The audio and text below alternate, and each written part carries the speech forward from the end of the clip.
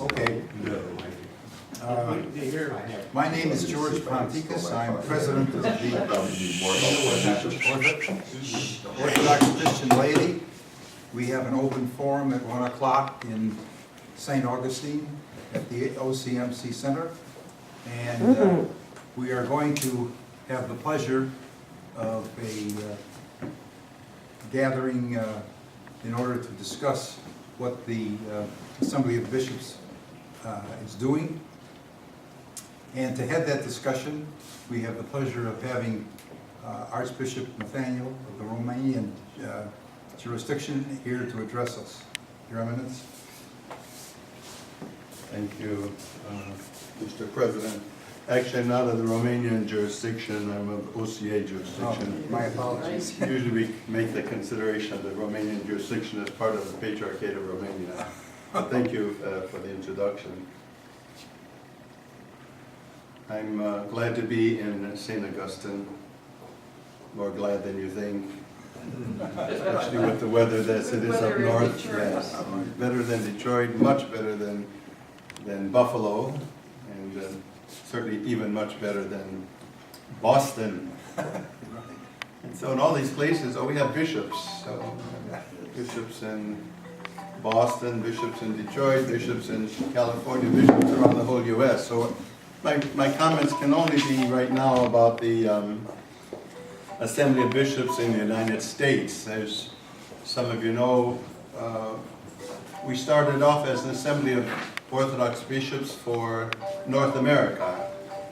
And about 2 years ago, actually in the third year I believe it was, the bishops of Canada asked to be separated from the bishops of from the United States because we're two different countries with different histories. And it was approved in time by the Patriarchates that there would be an Assembly of Bishops in Canada and an Assembly of Bishops in the United States. I happen to be on both assemblies because according to the rules of Champersy, if you have parishes in other areas than where your principal see is, you also can be part of that assembly. So I'm on the Assembly of Bishops of Canada and the Assembly of Bishops in the United States.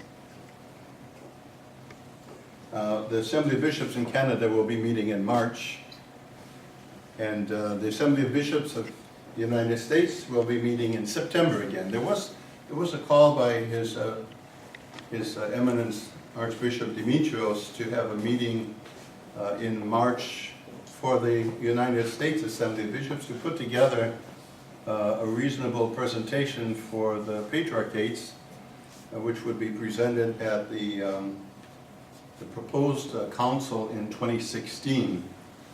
However, that was determined not to be useful or necessary or possible. But anyway, that is no longer going to be.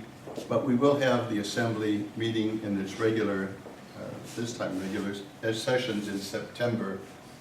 Where to be held, I'm not sure yet, but that's what it's proposed will be in the middle of September. So you all want to know what's been done. In the 5 years that the bishops have met, a lot has been done.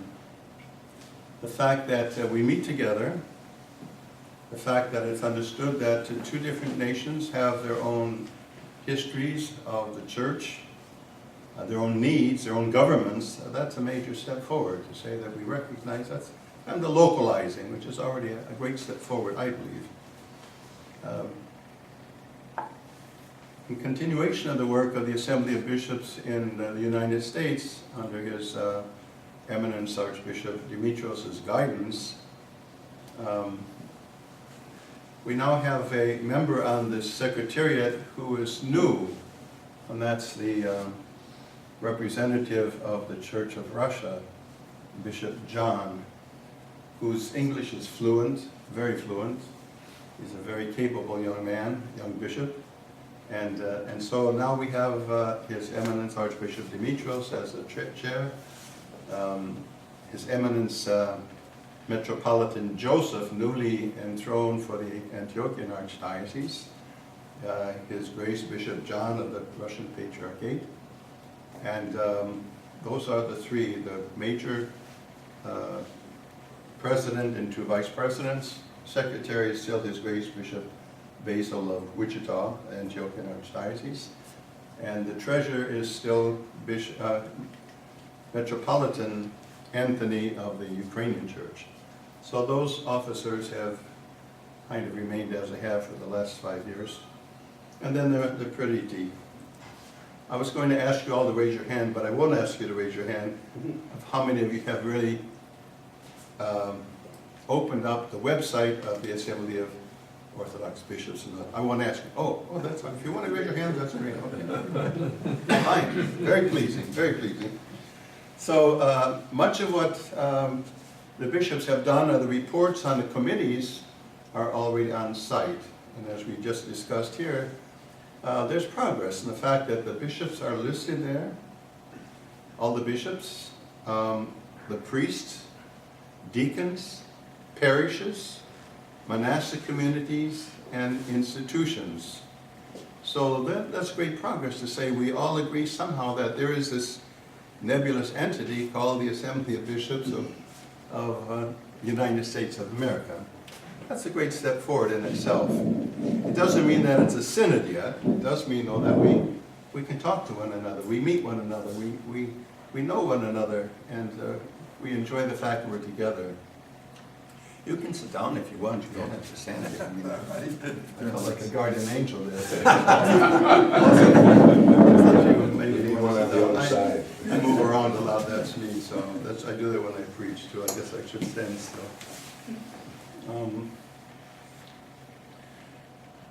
We all know, and I think it was also given out in your folders, the rules of assembly from Chambéry, which are rules agreed to by other patriarchates.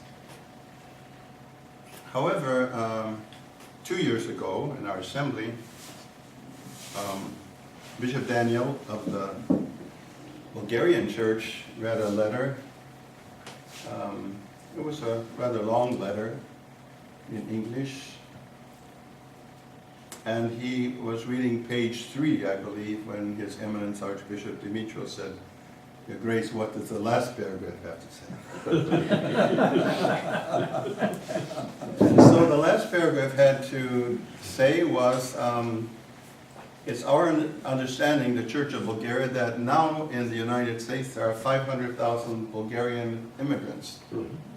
And therefore we have to be concerned for their spiritual nourishment and growth.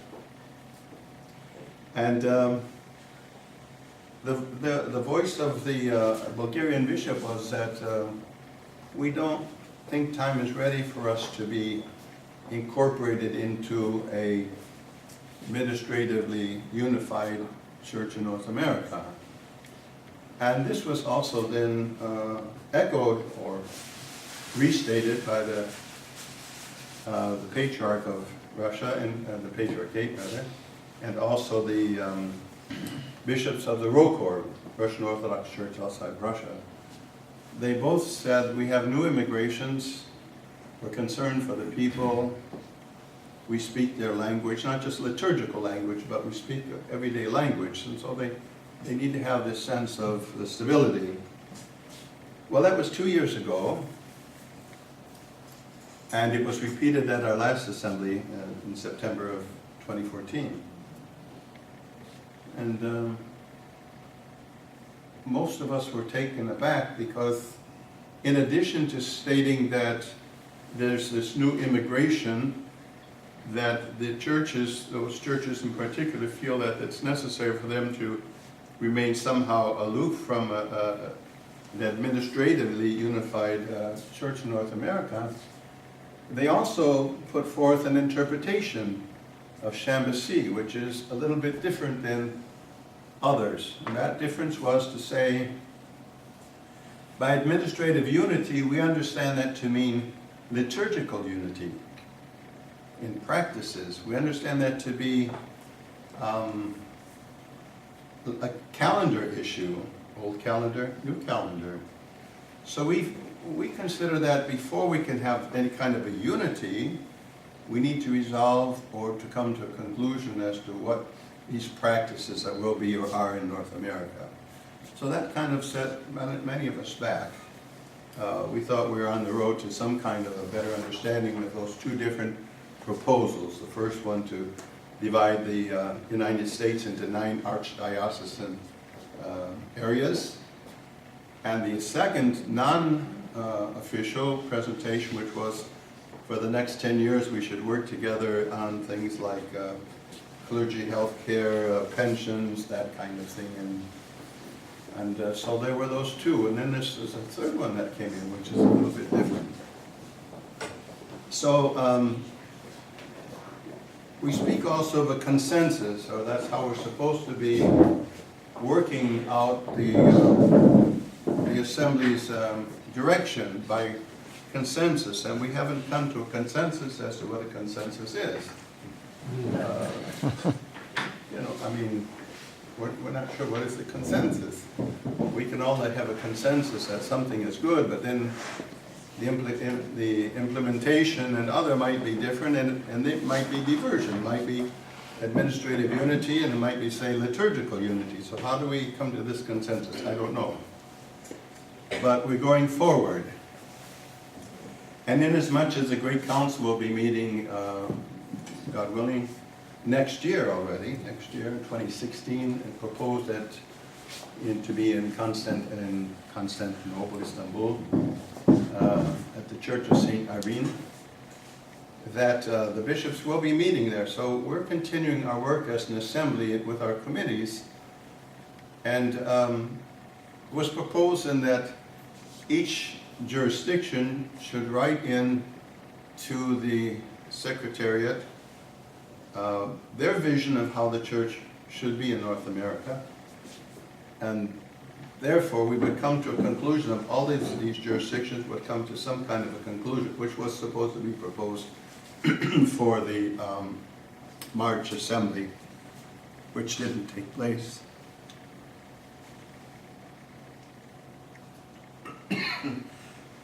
Excuse me. Now, why didn't it take place, Your Eminence? Yes. Yes. Why didn't it take place? Yes.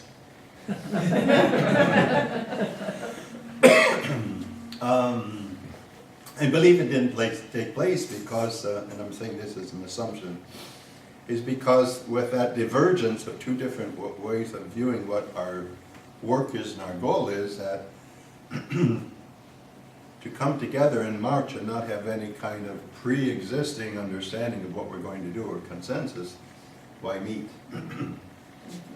So in the meantime, though, His Eminence Archbishop Dimitrios asked each jurisdiction to write a new proposal of how they see this administrative unity to come about, or in what way and what purpose. I'm part of the Holy Synod of the Orthodox Church in America, and we came with our proposal, which I believe is on the website, and I think that was made use of also in your presentation, which is we consider that for the number of bishops and faithful in parishes and institutions in the United States, the best way for resolution of the present number of jurisdictions and divergencies in administration would be to immediately create a local synod. We have the assembly, which is made up of bishops of various patriarchates who can take action somewhat in the United States, but they also then have to have a blessing from the mother churches. So that was the issue, is to say, how do you perceive the church to be in North America? So I don't know how many of the jurisdictions did write back to His Eminence. I do know that we wrote back, and that was our consideration, that only a local synod of bishops can wisely determine how the church should be structured in North America, knowing the history, knowing the jurisdictional differences that certainly we feel can't be understood by the churches abroad. And so that was the proposal of the Synod of the Orthodox Church in America.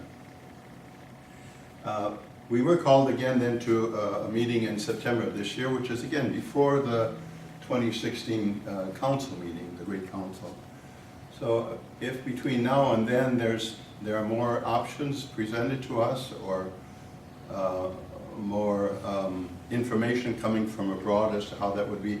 Last year I was at St. Vladimir's, and Mr. Grindich, who has done much work for the assembly. Excuse me. This is water, even though it's in a red glass.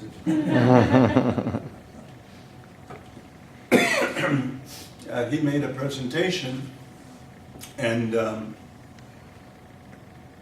his presentation was basically about the numbers and figures of parishes and so forth and bishops. But at one point he said, we have to understand that this great synod, this great council, is not about unity in North America. It may be on the agenda, but it's a small thing, because there are other issues that the church at large is going to discuss, not just administrative unity in the United States. That's maybe only one particular item on the agenda. So we have to be prepared for that. However, the fact that it was the church in general who proposed that we should, that the church should resolve the problem of so-called diaspora, not only in the United States but around the world. These assemblies are not just the United States and Canada. They're in Australia, New Zealand, France, Germany, and a number of places around the world, about 13 or 14 assemblies around the world, where Orthodox have come together in large numbers, where they have bishops together. Was determined we have to have some kind of unity even in those places where the numbers of bishops and clergy and faithful are different than in the United States.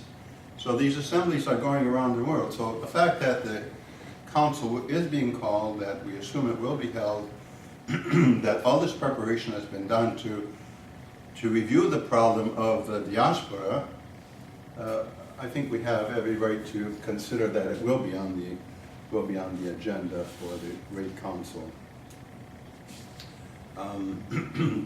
His Holiness Patriarch Bartholomew, at our last session of the General Assembly of the Bishops, had a short video in which he says very clearly,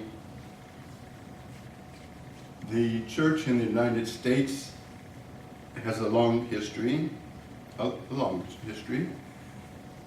It has large numbers of faithful and parishes and bishops, and therefore he invited us to be kind of leaders in this resolution of the problem of diaspora, how we would propose to have the unified church in North America.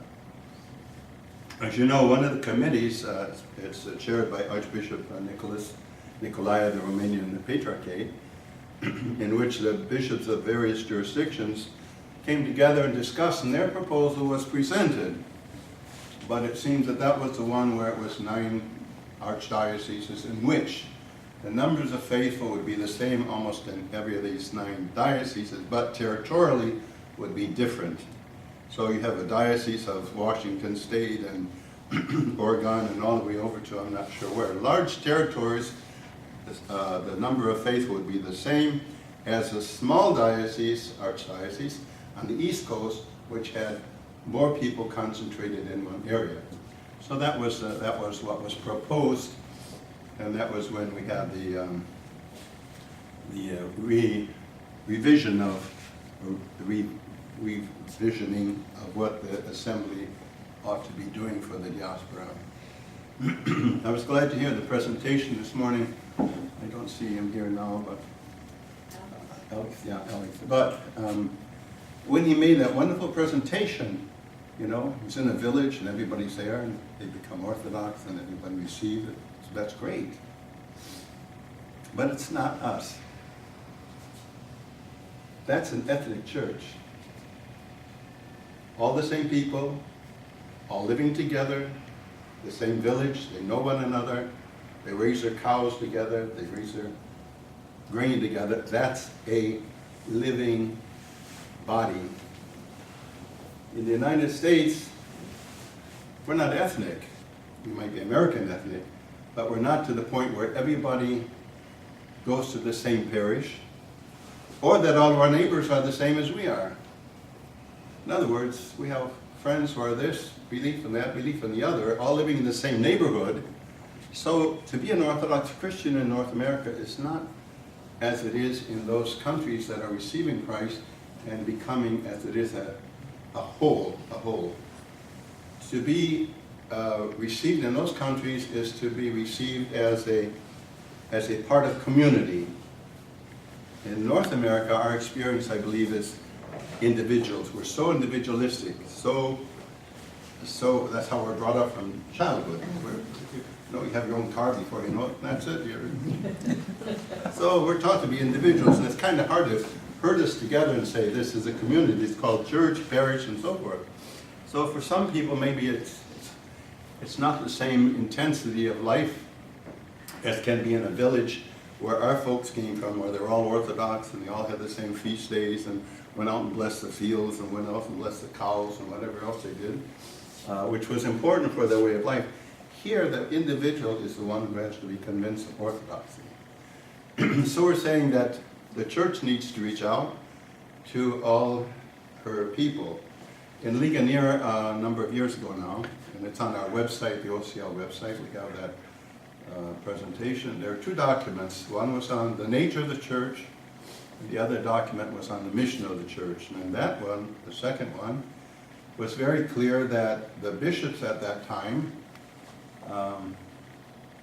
clearly stated we need to re-catechize our own people before we can go out and bring others into the church. It's an important thing for us to remember because if we're going to give something, we have to have it in the first place. So some of the bishops then we're moving along. As I said, we're one body. We have some differences of opinions. We're going to present to the Holy Council our vision of who we are. If the hierarchs do not accept that presentation as viable, then they will present to us something that they consider acceptable. There's that little catch in there that is like a snag, you know, you have a hangnail here and you keep picking at it until it's, you know. That little hangnail is the fact that if only one of them rejects the proposal, it all falls. So how do we please everybody? I'm not sure. That's why some years ago, Father Hopko, Thomas Hopko, and you can pray for him, he's not well. He said the only thing for the bishops to do in North America is just say we are the Church of North America. Period. Proclamation. You only need 3 bishops. But it didn't work quite like that. I'm not sure it would now. We don't need to have a division in the church. We don't need that. But what we are saying is that the same Holy Spirit that we confess in the church, Heavenly King, Comforter, Spirit of Truth, present everywhere, fulfilling all things, that same Spirit which is in the church throughout the world, one Holy Catholic Apostolic Church, that same Spirit that guides those jurisdictions, those patriarchates, those autonomous churches, is the same Spirit that works in us here. And that we have been for the last 200 years, or if you want to say 150, we've been serving the ethnic needs of all the peoples.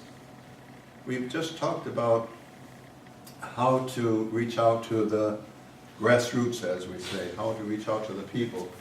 It's very clear that without the people, you can't have a decision. And the people have to know what are the parameters so that they can see the benefits of this. Because, as I think Alex said, and I don't mean to pick on Alex, but he said it was a long time before he realized there were other Orthodox besides Greek Orthodox. I'm sure that's true for others as well. So we need to know ourselves, and that, I think, is what the purpose of the OCL is, to say, Orthodox Christian laity is to say, this is what we need to inform one another about, that we do exist together in this continent, North America, the United States. We do know we have different traditions, we have different languages, but the gospel is one. It's one gospel. When Christ is preaching up here, he's not going out and saying, go and make many disciples of many nations. He says, go out and make disciples of all nations. And so he's not preaching many gospels, he's preaching one gospel. And we have sometimes in our minds that there's a Romanian gospel and a Greek gospel and there's a Japanese gospel and a Russian gospel. No, there's one gospel. Preach to those people. So how do we convince the churches abroad that we are capable of continuing to serve all those people of various backgrounds with their traditions, their languages, without hindering the fact of having a unified administration? Seems to me we've been doing it for 150 years, and I think it's feasible for us just to continue that way. But the fact that we've been put kind of, I won't say in a corner, so we've been put on a pedestal to say resolve the problem. How do you see it resolved? So that's the issue between now and when our proposal is sent to the preparatory commission. We have to come up with a realistic understanding of what the church should be, the structure of it to some degree. So what to do? We have to convince those who think that the church is divided by ethnos, by ethnicity, and the fact that we believe the church is by territory. And that's a big difference to say the church is by ethnic background, which means wherever you find a person of whatever ethnic background in whatever other country, they're part of that church. We're saying, no, the church is by territory. Whatever those territories, sometimes they change borders, but basically these are areas. Some would say there's not a nation, the United States is not a nation in the sense that it's a people, unified people. But I would dare to say that there's no real people that is a pure people. We know that over the centuries there have been all kinds of migrations, immigrations, invasions, incursions, whatever it might be. So there's no such thing as a really pure ethnic group, no matter where we are. So I think if the fathers of the church and the bishops, along with the lay people, because that's what the church is, we come to this understanding that the same spirit that rules and guides the church throughout those other nations is ruling and guiding the church in all of these various assemblies and in the nations where they are. So what the future will be and how it will be resolved, if it will be resolved, we don't know. But I do say on a more positive basis that the bishops are working together. We're striving to work in ways that are beneficial to each of the committees that we're on, and that in the end God will provide for us what we need, which is the grace to evangelize, the grace to reach out, the grace to live our own lives. If we're living a life that is Orthodox first and American ethnic second, because we can also create an American ethnic church, which means no foreign languages, no other traditions, just American potluck, then we have to be careful there that we're also not falling into a trap. God wants us all to be saved wherever we might be, and in particular in the United States. This is our goal, is to say that not only do we want to keep our children, not only do we need to re-catechize ourselves and those generations, but to reach out to others, we have to first have that vision, which is one of salvation. The reason for all this is salvation. The reason for the church is salvation. So unless that's our goal, to be saved individually and as church, then we're just an ethnic, an American ethnic body beating a drum. So the first thing is, and the only reason is salvation of the individual soul. So that's it. Uh-oh, hands up. Okay. Your Eminence, I've heard that the Assembly is working decisions by consensus. Does that mean unanimity, that they have to have unanimity on something? Like you already have 2 churches that have expressed exception to unity. And I'm concerned, along the line, there may be 1 or 2 more. But does that mean that the whole thing will falter, or? I don't think it will falter. I think what will happen, I'm thinking, that we'll come to some kind of a general presentation of how we perceive that the church in North America can be administratively unified, taking into consideration those areas where some of the churches or the jurisdictions, I would say the jurisdictions are not comfortable yet. So it's not 100%, it's not 50+1. I think it's how can we move along as brothers, and if there comes a point at which there's a stalemate, how do we work that out and continue? So, Bill? Your Eminence, is it possible that those jurisdictions that do favor some kind of administrative unity could coalesce into an American church, and then the rest would come along at a later time? I mean, it seems like we got a log jam, and somebody's got to do something, and the fact that they postponed the meeting in March indicates that they're not willing to confront and solve the situation, to me. So what I'm wondering about is, can just whatever jurisdictions that, well, maybe there are none, but if there was, say, 3 or 4, say the OCA and the Antiochians and maybe the Serbians and some smaller 2 or 3, could they just coalesce into a church? Well, the OCA, as you know, is we consider ourselves to be autocephalous, so that's an issue apart. As far as other jurisdictions working together, coming together with the OCA, that depends entirely on the mother church, on their patriarchates. If the patriarchates say, after discussion, say, well, yes, why not, go ahead, and so one by one we add. It hasn't worked thus far.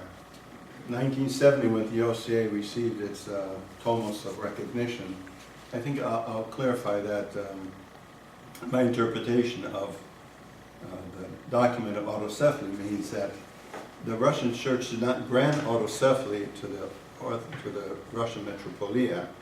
It recognized that it's a mature church. That's the difference. You don't bestow autocephaly on someone. You recognize that it's capable of being self-ruling.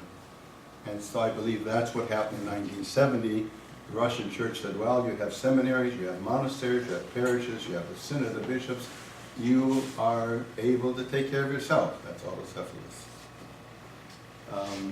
So if the mother churches, wherever they might be, would one by one say, well, okay, we grant you autocephaly. We recognize that you're autocephalic, the Antiochians or whoever it might be. And then, yes, it's easy then to say, well, then there are 2 and we can come together. But I don't see that as something we can dictate. It's something that has to come from the mother churches. And if the mother churches are saying this will only happen when we all say that our groups, our jurisdictions are capable of that or are in the status of self-rule, so maybe that's what will be discussed in next year, that they'll come to some decision and say, yes, if you all do it at once, fine. If we do it piecemeal, that's fine too. But, and can it be legislated? I don't think so. That's a confusion. No, this is, when history is written 100 years from now, 1,000 years, whatever it might be, they go, what kind of strange thing was happening there. We have one territory with all these jurisdictions, and then they're dependent on others to say yes or no, and so that's what it's going to be like. We recognize that the church does not become independent. The church is always one. So we can't say we'll become independent of the other church, no, the rest of the church, no. What we want the others to recognize is that this body of jurisdictions is in itself capable of living a full church life with institutions, monasteries, seminaries, parishes, bishops, priests, and therefore should be recognized as being autocephalous. Yes, George? You know, from the lay person's view of this, it all seems very political. And you hear stories about, well, autocephaly isn't usually granted, it's taken. Various churches that